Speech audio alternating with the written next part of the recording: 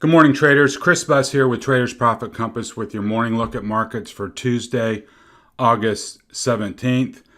Like always, please run the video at 1.25x to increase your efficiency, get you through the material quicker. It is 6:20 as I'm starting the video. A lot of red on the board this morning. We've got ES down 0.5%, NASDAQ down 0.4. Small caps are getting hit pretty hard, down 1.25%. Oil's down 0.5%. Copper's down 0.75%. Gold is up a little bit. This morning on macro, we've got retail sales, industrial production. Those will be closely watched. We've got a housing number coming out. We've also got Jay Powell at 1:30. I do have a little more color on that. His talk format is going to be some kind of town hall or roundtable type thing.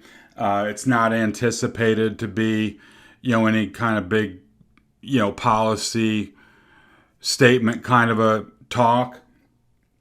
But you never know what side comment might be made or what question may come up in that format. Not exactly sure what it's all about, but it didn't sound like it was going to be anything that was super closely watched. But it's Jay Powell, so you got to pay attention a little bit. That's supposed to be at 1:30.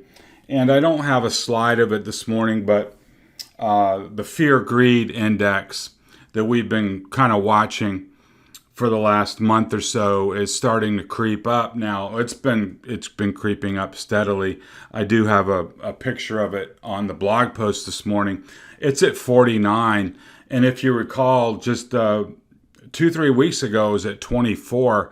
And our kind of methodology has been over that period of time, like, hey, if everybody's bearish, does that leave much of an opportunity for, a big sell-off? And we kind of said, no, we gotta push everybody towards, suck everybody in first, and then they open the trap door. So, that has worked so far. But as this gauge gets, now we're, dead in the middle, essentially at 49, half bulls, half bears. The gauge becomes less predictable, right? It's not at extremes, and the way sentiment works. When everybody's extreme bullish, that's a bearish indicator, and when everybody's bearish, that's a bullish indicator. So we'll have to see here. I've entitled today's blog COVID's Long Shadow, and I'm just starting to feel like the cumulative effect of the headlines and this dragging on, and not only Delta here in the States, but also over in Asia, where there's the vaccination rates are even a fraction of ours. Like 5%. Even in Japan, very, very low vaccination rates. And it's getting reflected in the charts. Go look at South Korea. I believe I've got a slide on that here. Down 7 days in a row kind of thing. And not little, micro red days. 1% days kind of thing. And if you buzz around the Asian charts, they don't look very good. So, can our markets remain a pillar of the world? Sure they can. Yesterday was a good example. The world was ending for an hour and a half, and then they bought it up. So, we've got to go level to level. And I'm just saying, I'm starting to feel, and that's just a feeling because it's not in the charts yet, at least at the index level, that the COVID thing, maybe some of the other geopolitics are weighing on the aggregate psyche of the market. So let's start out with 10-year. We had been in a down channel, bottomed out about 1.2%. even a little less, 1.15. And in here, we were talking about, oh, we're way too smart. We're way too smart to jump in value and cyclical. So it's going to be a head fake. We got to wait. We got to wait for confirmation. So we avoided that head fake. We avoided this head fake. And now we said, okay, we got a breakout over 1.3. Now we're up to 1.37. The green light for cyclicals, the green light for banks, the green light for reopening trade, right? Wrong. Head fake. They've buried over the last, ever since last Friday, when that University of Michigan sentiment gauge that came out, where they dropped it back to 2011 levels in one fell swoop, buried the yield back under 1.3%. And that's been horrible for any cyclical reopening type names you want to pick. And, we'll look at TLT here. I mean, we were looking for a breakdown off of the 200. And to be honest with you, we got the opposite. We got a real strong bounce off of the 200 on TLT, which obviously trades opposite to TNX, which is the bond yield. Bond prices go up when yield's falling. So, I mean, if this holds, could it come back right away? Sure. We've already seen that it can. But the way it stands now, any of those cyclical type names, and time frame is everything, right? Are they going to eventually work? Yes, I think they will. But when is that? September? 2 weeks from now? January? I don't know.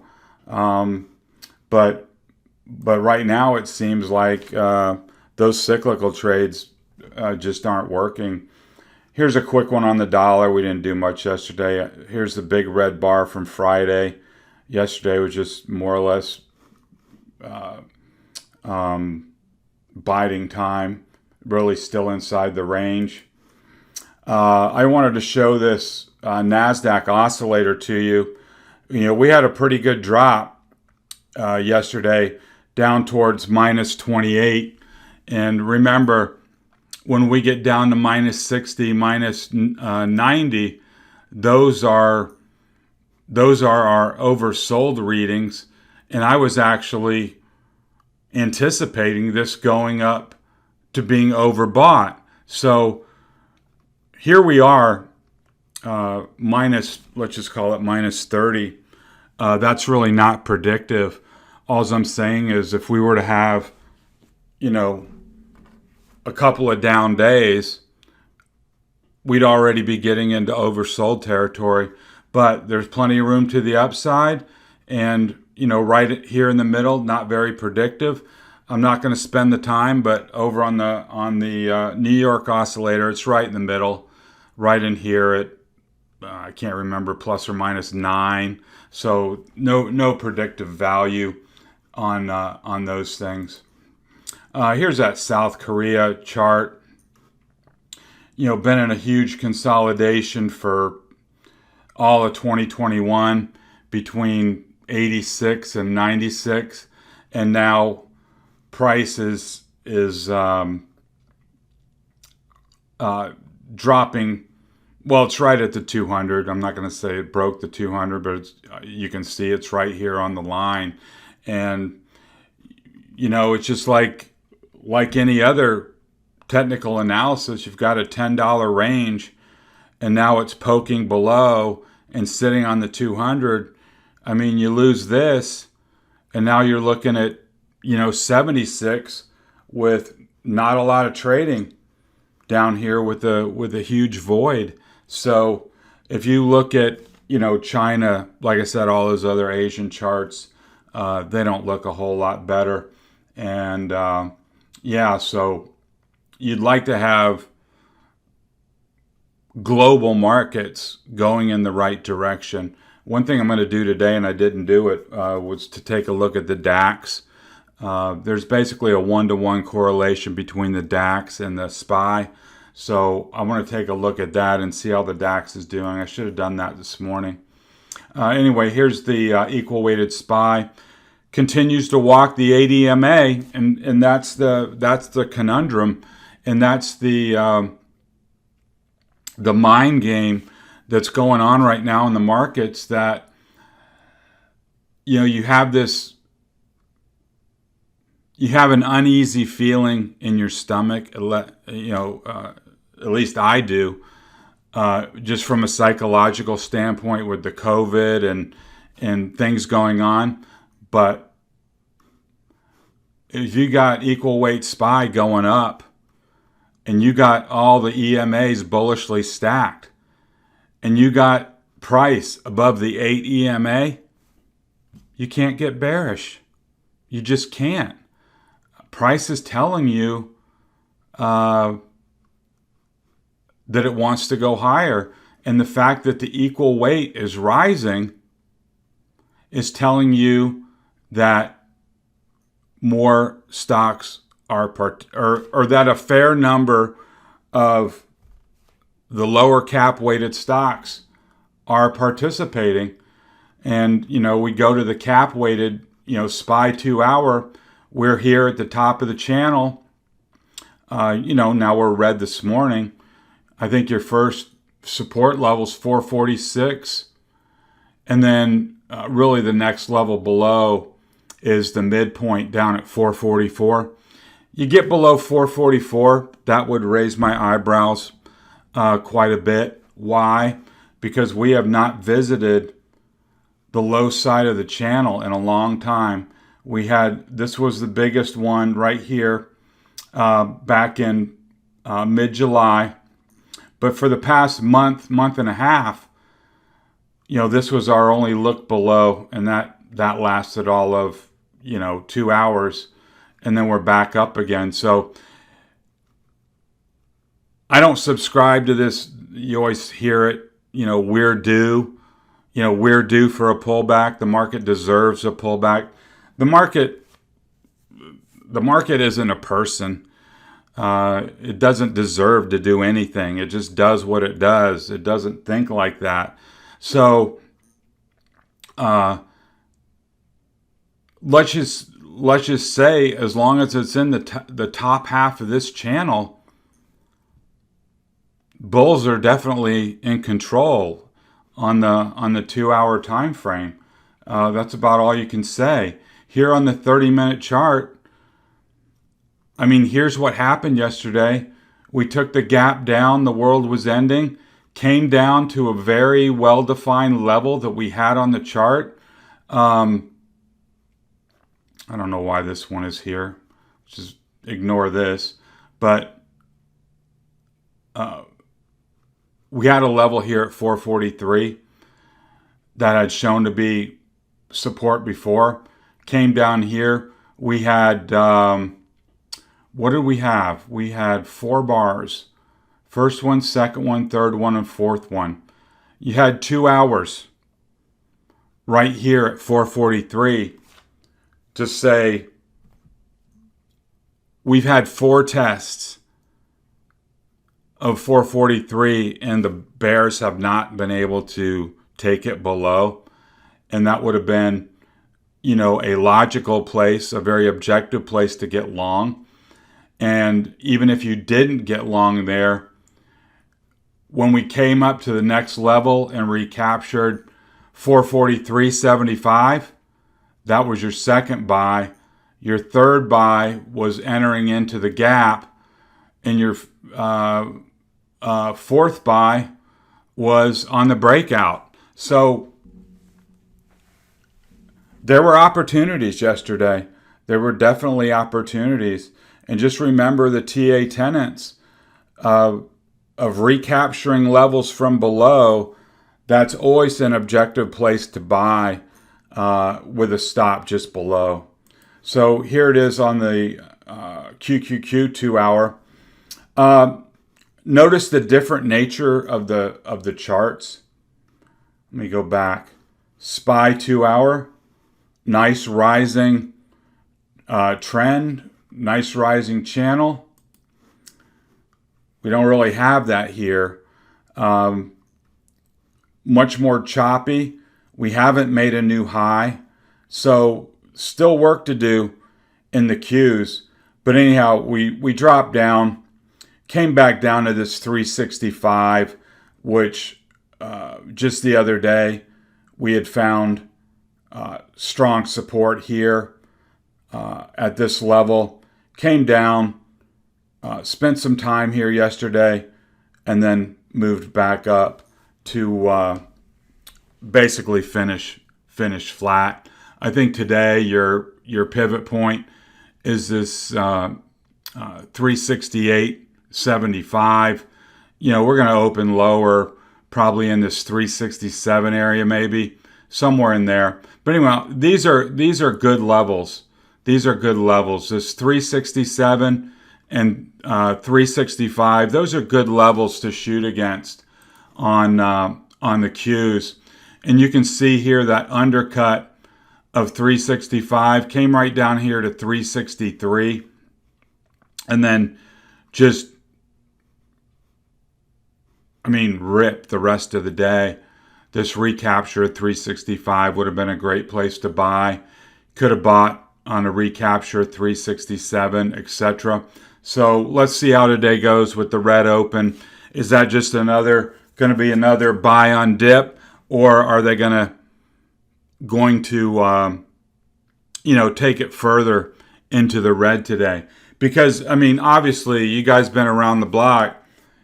There's going to be a day where it keeps going. So what I would recommend that you do is, when there's a plunge like this, instead of just saying to yourself, oh, the bulls are going to step in, and you yourself stepping in with a buy, make price prove it to a certain extent.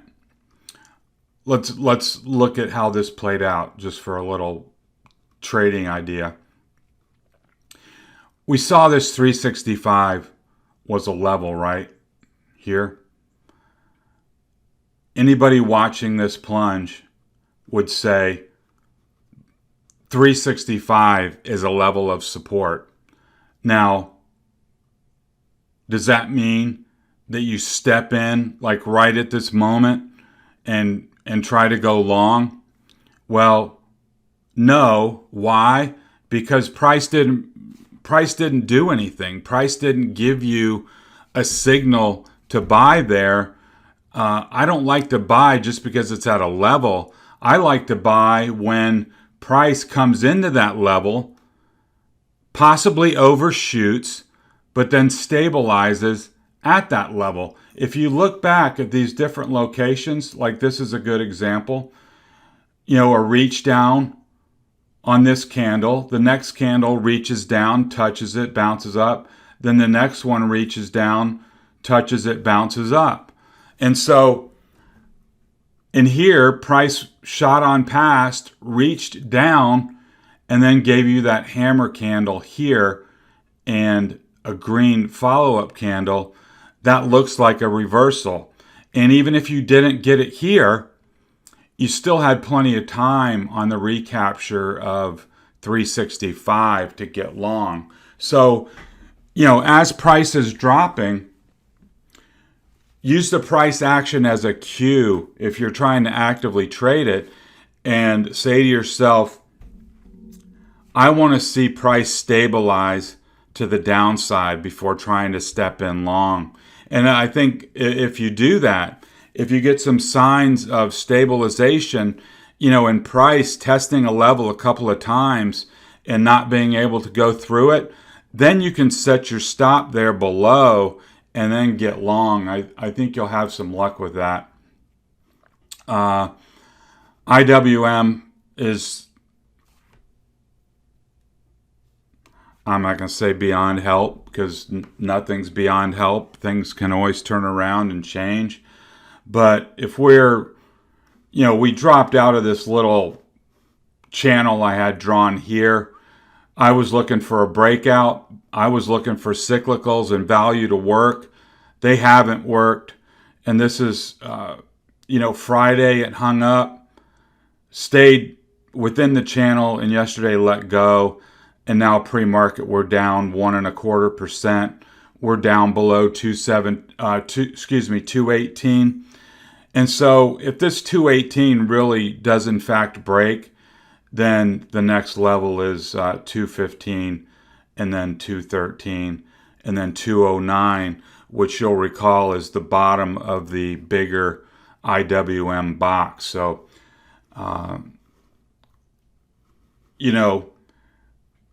is this the canary in the coal mine? It's got 2,000 stocks in it versus, the NASDAQ 100. This is a broad measure, and, it's just not doing well. So, that's about all you can say. Here's the 30-minute chart.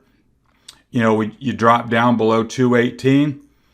We were looking for the breakout for 230, but now with a $6 consolidation, you lose 218. Your measured move target is 212. 6 from 18 is 212. So you break down here, then you're looking at 212 as a potential downside target on IWM. If you're new here, I hope you're appreciating the commentary and checking out these levels. I think if you can learn to trust my levels, I think you'll be a better trader. Hit the subscribe button and the alarm bell. You get all my YouTube content. And please go the extra mile. Jump over in the show notes. There's a link there where you can drop in your email on the website and register for all my content, where you'll get everything I send out morning, noon, and night. You won't miss a beat, and it'll all arrive right in your email box where you can absorb the content. And longtime listeners, I really appreciate your support and you passing the link along to your trading circles, Facebook groups, Twitter, all those places that are helping me build the channel. So I really appreciate it. Facebook. What can I say? We had the levels well defined. We had 358 as being a key support. Well, support.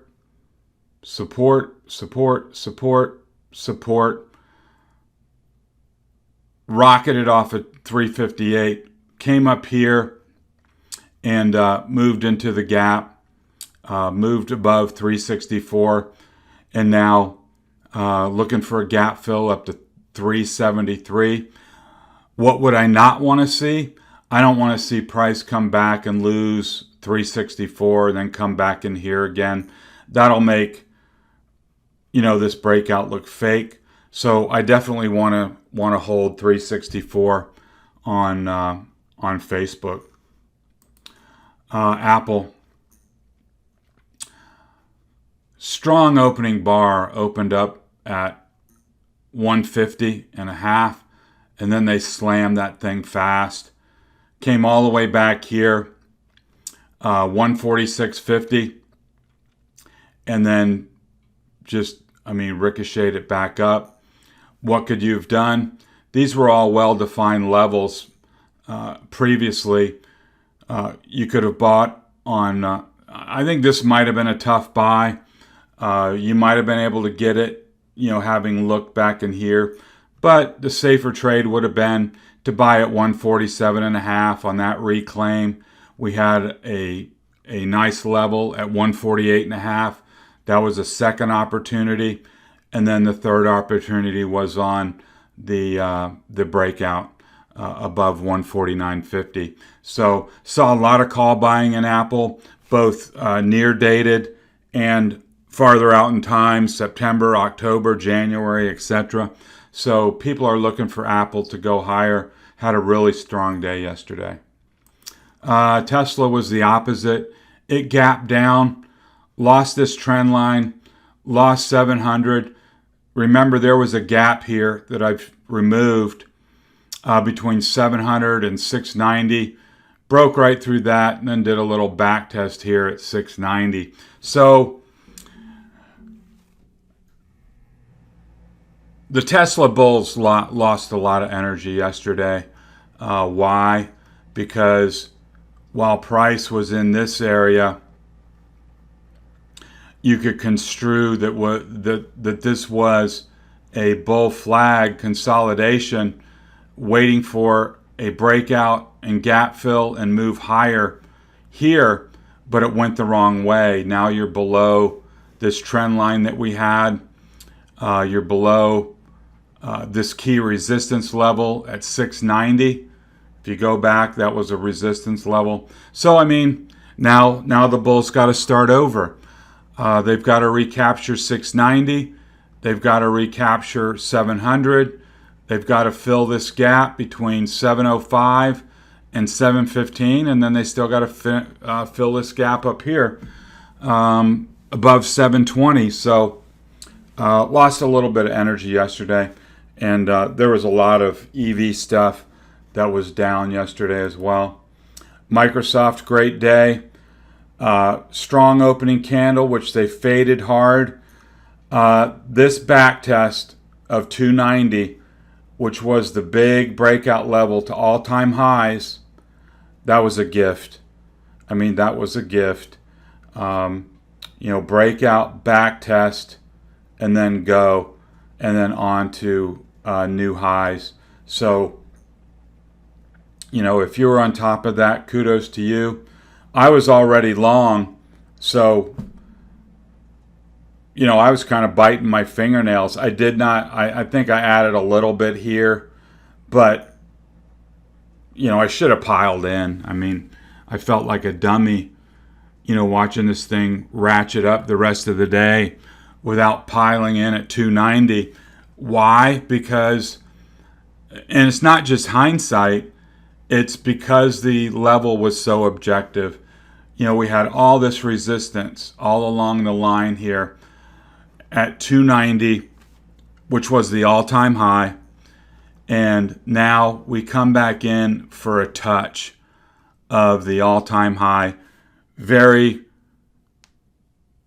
very objective place to say, okay, I'm going to pile in right here, right now, and set my stop just below. And if they want to come back inside this big range after having just broken out, fine, I'll take my paper cut and I'll pack up my bags and go home with a loss. But I didn't do that. I said, oh, well, I got my position. As long as it holds, I'm fine. That was a missed opportunity on my part, and a missed opportunity for anybody that was thinking about getting in to Microsoft after they said two days ago, oh crap, I missed the breakout. Now it's already 293. What do I do? Well, that was your second bite at the apple. Amazon